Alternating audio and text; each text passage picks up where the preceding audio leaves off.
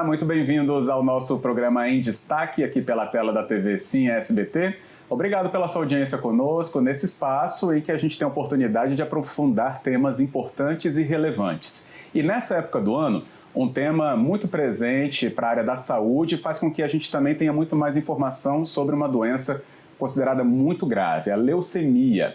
Mas também serve como alerta da gente conhecer a importância de se cadastrar como doador de medula óssea. E por que esse cadastro e a própria doação em si pode, inclusive, salvar muitas vidas. Para falar sobre esse tema, então, conosco hoje, no nosso Em Destaque, participa o nosso convidado já presente aqui, o médico hematologista Douglas Covre, que participa, então, desse nosso Em Destaque, traz o seu conhecimento para compartilhar nesse nosso espaço. Dr. Douglas, muito obrigado pela presença, bem-vindo ao nosso programa.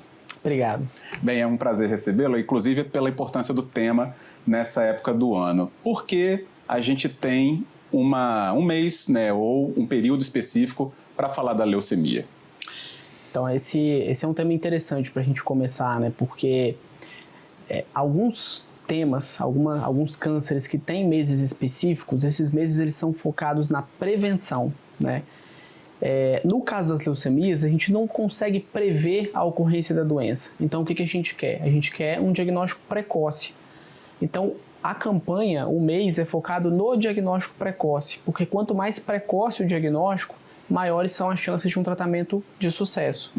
Então, dessa forma, o Fevereiro Laranja ele foi desenhado para conscientizar as pessoas sobre o diagnóstico precoce. O que eu vou sentir que vai me alertar que possa estar ocorrendo uma doença nesse sentido. Sim. Então, principalmente, manchas roxas pelo corpo, os famosos hematomas, sangramento no nariz ou na gengiva, febre sem explicação, principalmente uma febre que dura muito tempo, ínguas pelo corpo, dor óssea, esses dois principalmente em crianças,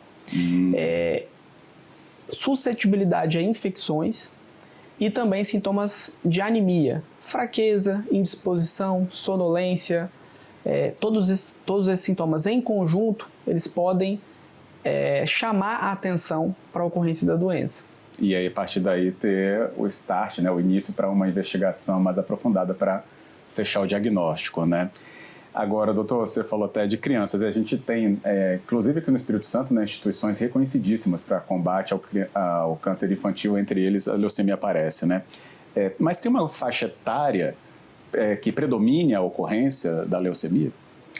Isso depende muito de qual tipo de leucemia a gente está falando.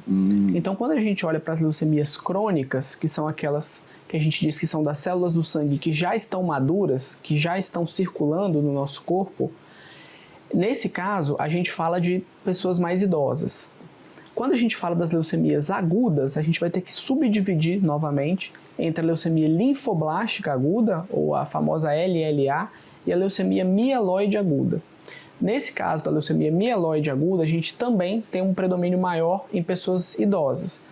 E a LLA, a leucemia linfoblástica aguda, é uma doença mais comum em crianças. Entendido. Tem um ponto aí que acaba sendo importante, eu já até falei no começo do programa, mas a gente vai te alertar sobre a questão, né, de transplante, cadastro, sobre ser doador de medula óssea. Mas a gente ainda primeiro para entender mais sobre, né, a própria doença. E aí, doutor, vou usar um termo muito popular, tá, para que a explicação até fique mais abrangente possível. Porque muita gente fala que a leucemia é o câncer do sangue. A gente interpreta assim mesmo? Não está errado falar isso, mas a origem da leucemia está na medula óssea, que é a fábrica do sangue. É o famoso tutano, que todo mundo conhece, né? Então você tem a medula óssea amarela, que é a medula óssea que tem gordura, e a medula óssea vermelha. Essa medula óssea vermelha é responsável pela síntese das células do sangue. É dali que vem o problema. Então, no caso das leucemias agudas, que é o foco principal da campanha nesse mês, você tem a parada de maturação das células jovens. O que é isso? Aquela célula que é progenitora das células maduras, que todo mundo consegue ver no hemograma, ela para de se diferenciar e de se maturar. Então ela fica como uma célula jovem que não tem uma função, ela não conseguiu adquirir as funções que ela deveria ter e ocupa todo esse espaço da medula óssea. Consequentemente, ela impede a formação das células saudáveis. E aí é por isso que você tem anemia, plaquetas baixas e as células de defesa funcionais, os leucócitos, também baixos. Só que como elas vão se acumulando na medula, elas podem passar a circular no sangue. Então é por isso que às vezes a gente vê no hemograma uma contagem de células brancas muito elevada. Então, esse também é uma expressão clínica de leucemia, que às vezes a gente faz um exame de rotina, alguns pacientes podem não estar sentindo nada, e quando vê esses leucócitos, os glóbulos brancos, uma contagem muito elevada, isso pode significar uma leucemia. Interessante. Por isso que é importante, né, esse programa, ainda mais a presença, né, do Dr. Douglas Cobre, para nos ajudar a ter esse tipo de informação e, obviamente, né, deixar esse alerta para sintomas que talvez em conjunto podem, né, levar ao diagnóstico, mas quando você percebe um sinal aqui e outro ali, não deixar também de procurar um médico, né, uma especialidade que seja aí mais próxima a você e a partir dali, né, obviamente, os encaminhamentos que forem necessários. Mas o que o senhor fala sobre o hemograma é porque é considerado um dos exames mais simples e também de ser mais acessível, até pelo custo baixo, né? Ele mesmo, então, já pode ter ali indicativos que a gente precisa ter uma atenção em relação, por exemplo, à contagem de leucócitos. Exatamente. O hemograma, embora seja um dos exames mais simples, é o que mais traz informação na prática, isso de qualquer médico, não só do hematologista. Ah, que bom. Então, é um exame que qualquer médico vai solicitar. E alterações do hemograma, elas podem sugerir para a gente uma série de coisas, desde infecções e inflamações até doenças mais graves, como leucemias e às vezes até outros tipos de câncer. Então, ele é um exame que faz parte da rotina de qualquer check-up, né, que as pessoas fazem anualmente ou semestralmente, a depender da indicação de cada um, e que traz informações valiosas. No caso da leucemia aguda, o que chama atenção, principalmente a ocorrência de anemia, ou seja, as células vermelhas estão baixas, as plaquetas também estão baixas, que são as células da coagulação, e os leucócitos, eles podem estar baixos, que aí muitas vezes até um outro médico de outra especialidade, às vezes ele não desconfia da leucemia ao ver essa célula baixa. Ele vai desconfiar mais facilmente quando a leucometria está muito alta. Então, a gente tem que ter essa atenção de que quando os leucócitos estão baixos, isso também pode significar uma leucemia aguda. Então, a avaliação do hematologista nesse cenário ela é fundamental. Excelente. E entendimento, né, numa entrevista como essa, que o doutor está nos ajudando aqui a ter, né, esclarecimento, melhor ainda, porque passa, né, a ter um radar importante, aproveitando a própria época do ano que a discussão fica ainda mais clara para todos nós. Agora, doutor, tem um número, o último que eu encontrei, que foram dados do INCA, falando que o Brasil tem pelo menos 11 mil novos casos por ano de leucemia identificados. Esse número está representando aumento, preocupação? Como que a gente deve olhar um dado como esse? É um número de estabilidade, né, nos últimos anos. A gente não tem um aumento do número de casos tão significativo quando a gente vê, por exemplo, em outras doenças. Mas, apesar de não é um câncer dos mais comuns, é até considerado uma doença relativamente rara, então vai estar ali entre 9º, 10º câncer mais comum no Brasil, ele salta para 3º, 4º ou no máximo 5º lugar quando a gente olha a mortalidade causada pelo câncer. Então, ele não é um dos cânceres mais comuns, talvez não seja entre os 10 mais comuns no Brasil, mas é entre os 3 ou 4 que mais matam. Então, daí a gravidade e a importância de chamar a atenção para o diagnóstico precoce para tentar reduzir essa mortalidade. Chegar com o paciente com menos complicações, às vezes sem infecção, para que ele tolere melhor o tratamento. A gente já teve, por exemplo, né, na mídia, pessoas que têm visibilidade, né, como artistas, né, que enfrentaram casos assim, e isso fez com que momentaneamente a gente tivesse muitos casos de repercussão e pensar que o tratamento realmente tem momentos agressivos, tem perfil agressivo, mas obviamente depende de cada grau da doença ou como ela é subdividida e cada uma acho que tem o seu tratamento, né, para ser aplicado, é isso? Isso, exatamente. Então a gente tem desde as leucemias crônicas, que hoje em dia a gente consegue mandar o paciente para casa tomando um remédio. A gente tem casos de leucemias, principalmente algumas crônicas, né, como a leucemia linfocítica crônica, que o paciente sequer precisa de tratamento, ele pode apenas observar e tratar quando necessário. E o oposto disso, que são as leucemias agudas, que necessitam de um tratamento urgente, às vezes agressivo. O tratamento ele tem evoluído bastante nos últimos anos. Então, a gente vai desde uma quimioterapia que é intensa, que a maioria dos pacientes, principalmente aqueles mais jovens, precisam se submeter e que ainda é curativa em boa parte dos casos, para situações em que a gente consegue usar terapias-alvo, ou seja, uma terapia, um medicamento que às vezes é oral mesmo, que vai direto lá em uma molécula dentro da célula doente e consegue inibir a sua proliferação ou induzir a sua morte. São tratamentos que atualmente deixam o paciente tratando em casa, não cai cabelo, não está associado a tanta infecção ou necessidade de tomar sangue, né, de transfusão. Então, os tratamentos eles têm evoluído bastante, aumentando a sobrevida e diminuindo aquele número trágico que a gente tem ainda de uma mortalidade muito alta. Que é o número mais difícil, né, numa história assim. Agora, doutor, já foi rastreado ou identificado quais são as causas? O que provoca a leucemia? Então, na medula óssea, na fábrica do sangue, a gente tem a multiplicação celular acontecendo a todo momento, porque a gente precisa renovar as células do sangue. Sempre que acontece um erro nessa multiplicação, por conta de uma mutação ou de um acúmulo de algumas mutações que acontecem ao acaso, essa célula é identificada pelo sistema imunológico e é eliminada.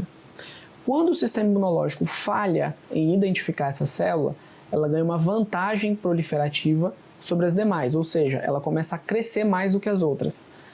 Isso faz com que ela comece a ocupar a medula óssea. Então, o que causa é a ocorrência dessas mutações que são aleatórias, são ao acaso e que não são identificadas pelo nosso sistema imunológico. Agora, o porquê que essas mutações acontecem é que a gente não tem uma explicação muito clara. Existem algumas pessoas que têm uma predisposição, principalmente aquelas que têm história familiar, né, que têm um histórico na família. Não é que é uma doença hereditária, não é isso, não vai passar de pai para filho, mas a predisposição pode ser. E, além disso, a gente tem também a ocorrência de alguns fatores de risco. O mais identificado é a radiação. Então, por exemplo, quem sobreviveu à bomba atômica em Hiroshima e Nagasaki morreu de leucemia aguda ou de aplasia, que é uma falência da medula óssea, né? Uma falência da fábrica do sangue. Então, daí que a gente descobriu que a radiação ela é tóxica para a medula, mas a gente conseguiu usar isso de uma forma benéfica. Então, a gente usa a radioterapia no tratamento de algumas doenças, de alguns cânceres do sangue, inclusive. Então tem esse lado negativo, mas a gente conseguiu tirar uma lição disso daí também. E às vezes a radioterapia, como ela destrói a medula óssea, ela pode ser usada até no tratamento de condicionamento, né, do transplante de medula óssea. Excelente. Então a radioterapia é um fator de risco. Outro fator de risco é a exposição prévia à quimioterapia. Se você já tratou um câncer anteriormente, isso também pode levar a depender do tratamento que você faz ao desenvolvimento de uma leucemia que a gente chama de leucemia secundária. Bem, tudo isso, obviamente, né, com o cuidado necessário e acompanhamento. E o grande recado deste programa e do Dr. Douglas Covre conosco hoje é identificar sintomas que, obviamente, né, possam, juntos, depois de uma investigação, né, nos levar a um diagnóstico precoce para que o tratamento, então, seja efetivo e a gente não tenha índices de mortalidade muito maiores do que já temos.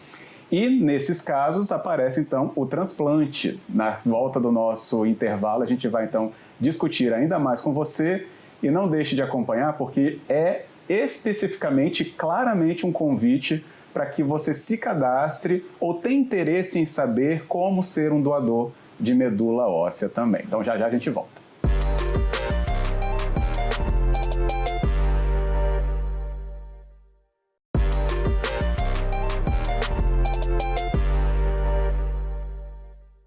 De volta com o nosso programa em destaque, com você aqui na tela da TV Sim SBT, e retomando a nossa conversa desta edição, falando sobre o momento do ano em que o tema de combate à leucemia, ou como a gente identificar precocemente para que tenha um tratamento efetivo e sem um alto índice de óbitos, é o assunto que a gente traz então para você no nosso programa em destaque. Então, com a gente está participando o nosso convidado e continua aqui então na nossa bancada, Dr. Douglas Covre, ele que é médico hematologista, falando conosco sobre as atenções que devemos ter, o tratamento, diagnósticos e também uma questão que a gente deixou ali antes do nosso intervalo chegar, que é a importância de ter um cadastro de doação de medula e porque o transplante é um dos grandes instrumentos que pode, inclusive, salvar vidas nesse caso de uma leucemia identificada.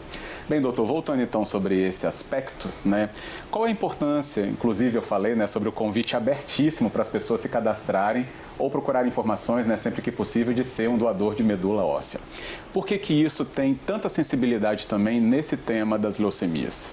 Principalmente porque o transplante é a única terapia curativa para uma parcela de portadores de leucemias, principalmente no caso das agudas, em uma pequena fração das crônicas também.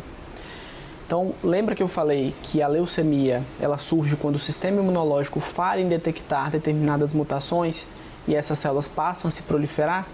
A ideia do transplante é substituir esse sistema imunológico que teve essa falha por um sistema imunológico novo que vai ajudar a combater a célula doente. Então, essa é a ideia, principalmente para aqueles pacientes que a gente chama que são pacientes de alto risco.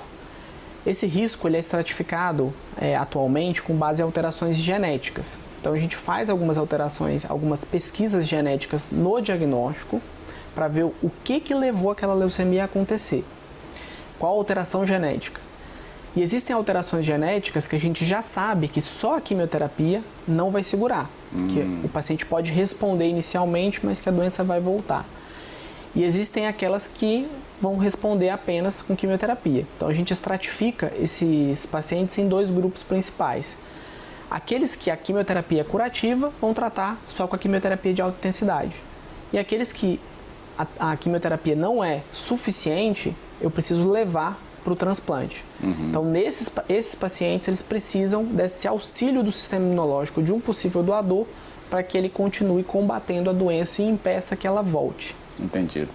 As chances de eu ter um doador semelhante, né, ou compatível com o meu organismo, como é que é essa relação? Ela é muito baixa? Ou seja, eu tenho quantas possibilidades de ter pessoas que tenham, né, um perfil semelhante ao meu para que uma doação efetiva então possa me ajudar nessa cura, por exemplo?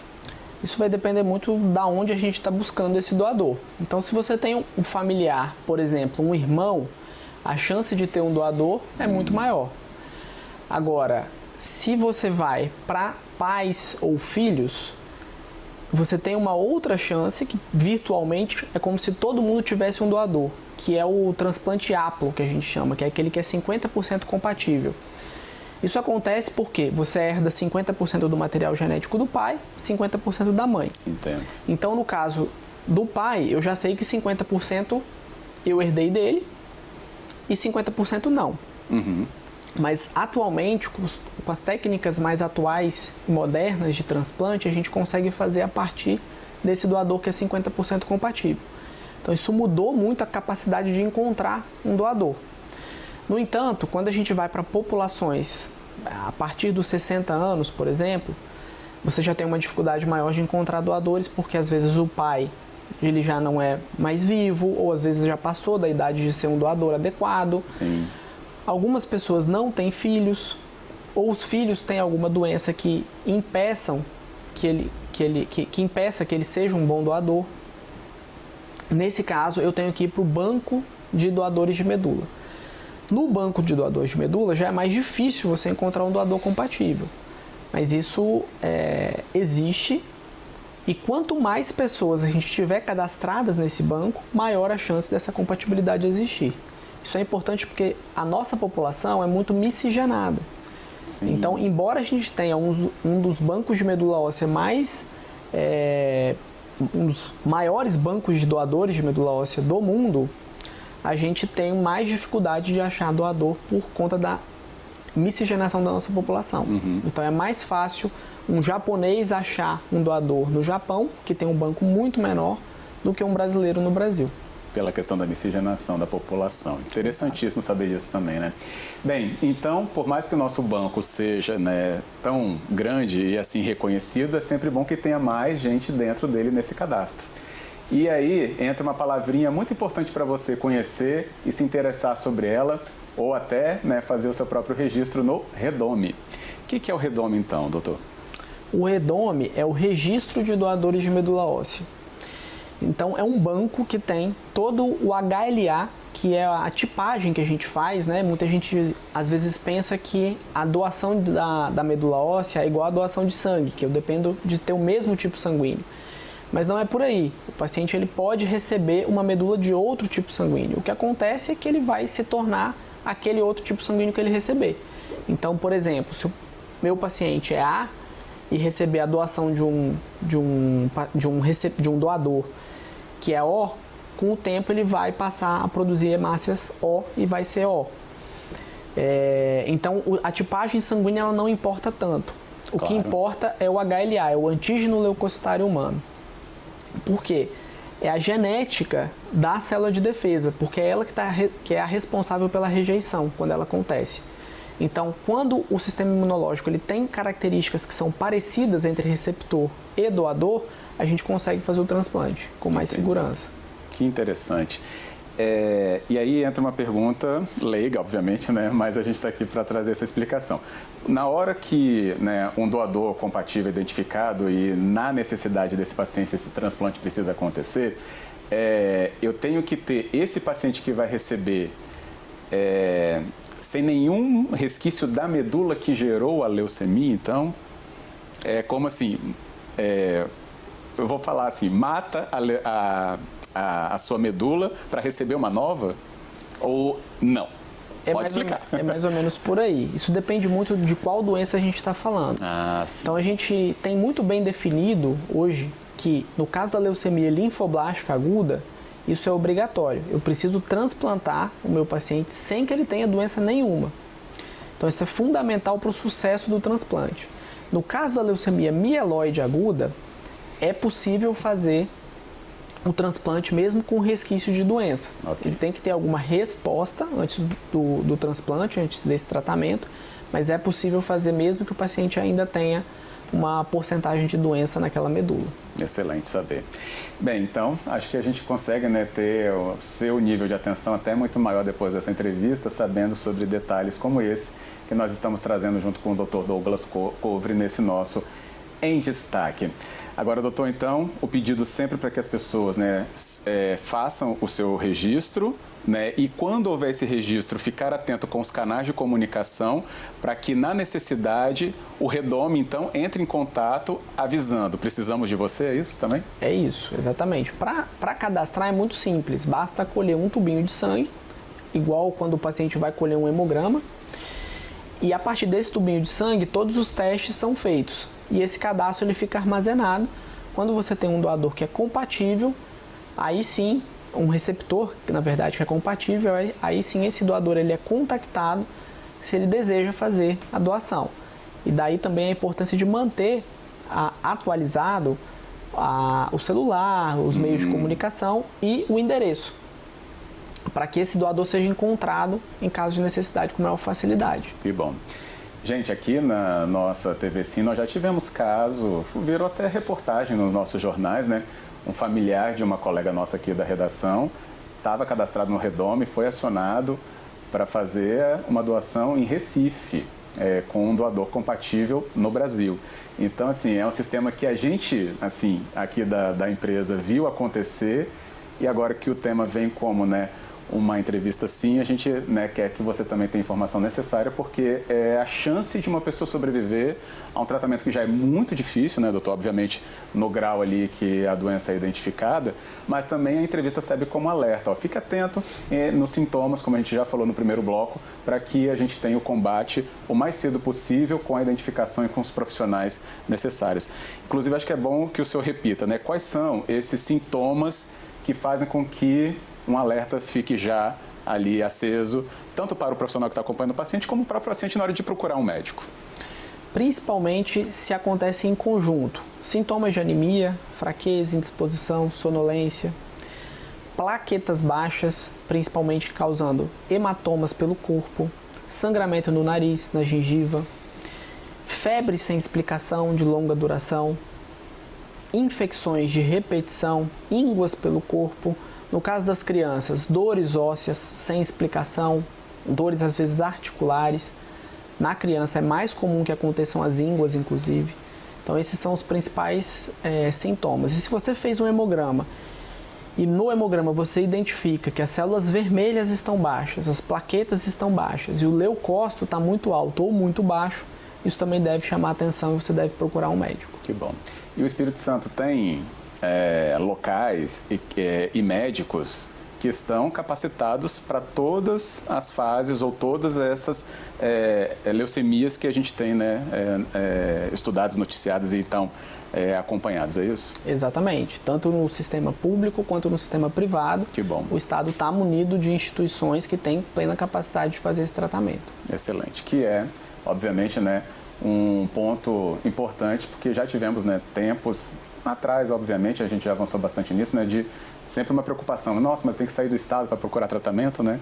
Então essas palavras já nos deixam aqui também. É importante, né, saber da estrutura que o Espírito Santo mantém junto com todos os médicos e, independente da instituição, preparados para identificar e orientar os pacientes sempre que necessário. Ainda mais numa época como essa que a gente está usando, inclusive, esse espaço para falar sobre as leucemias, no caso a leucemia aguda, que é um ponto aqui de destaque nessa conversa. Doutor, fique à vontade também para convidar as pessoas, então, a saberem muito mais sobre isso, né? Cadastrarem-se como doadoras. Acho que faz toda a diferença nessa fase também de uma conversa clara assim. Isso aí. É importante a gente chamar a atenção que o registro de doador, ele foi restringido para até 35 anos. Então, a doação ela pode ser feita até os 55 anos, mas visando rejuvenescer o nosso banco, a idade para cadastro ela foi restringida para 35 anos. Isso limita um pouco as pessoas que estão aptas a se cadastrar, mas se você tem entre 18 e 35 anos, o seu cadastro ele é fundamental para que cada vez mais pessoas sejam salvas com essa terapia. Ok, muito bom.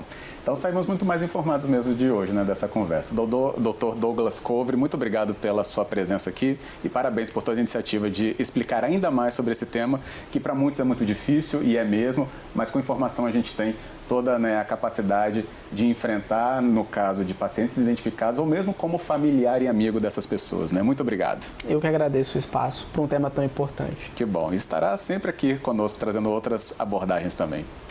E agradecendo então a você que nos acompanha no nosso programa aqui em destaque, pela nossa audiência da TV Sim SBT. Lembrando que todo esse conteúdo depois também fica disponível para você no nosso canal do YouTube da TV Sim, para você compartilhar ainda mais informação também. Obrigado por hoje e volte no nosso próximo programa. Até lá!